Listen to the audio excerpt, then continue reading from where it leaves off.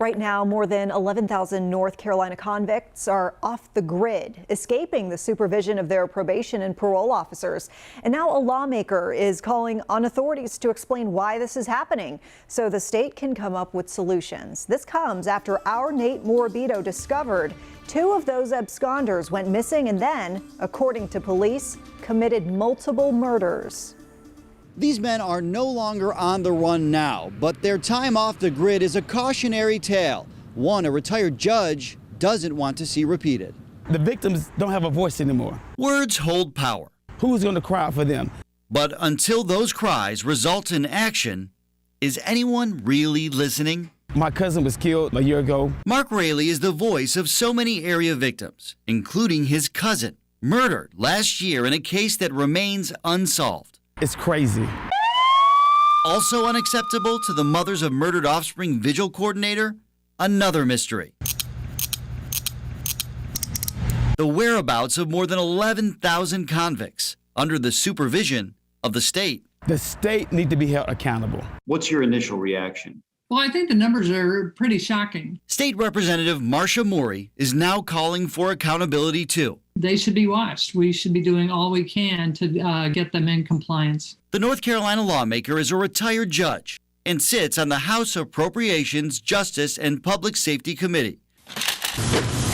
We should be getting reports. She's now calling on community corrections to detail the scope of the problem,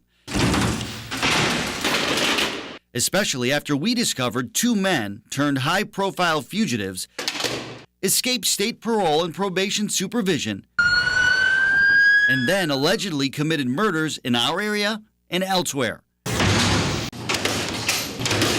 We need to get to the bottom of why this is happening. Are the numbers going up or down? And what, if anything, can the General Assembly do with oversight or with funding? Is it a staffing problem? But it's a problem that needs to be looked into. Your job is to make sure these people are supervised. Mm-hmm. Some of these people, you don't know where they're at. Yes. That's how we felt in 2018 when we first started asking questions. We're trying to do everything that we can do to catch these individuals. 3 years after those words, Community Corrections has reduced absconders by 15%. But more than 11,000, including some convicted of murder, rape, kidnapping, and assault, remain missing. And we need to find out what is the problem, where are the problems, and address them as best we can.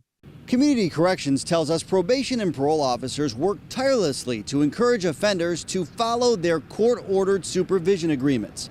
But regretfully, some willfully fail to stick to their end of the bargain. Even so, the agency says it makes every effort using the tools and resources available to find them. Nate Morabito, WCNC Charlotte. And if you're interested, we've put together a searchable database on our website, and you can use it to find the absconders in North Carolina and see what charges they've faced. Just log on to WCNC.com for that information.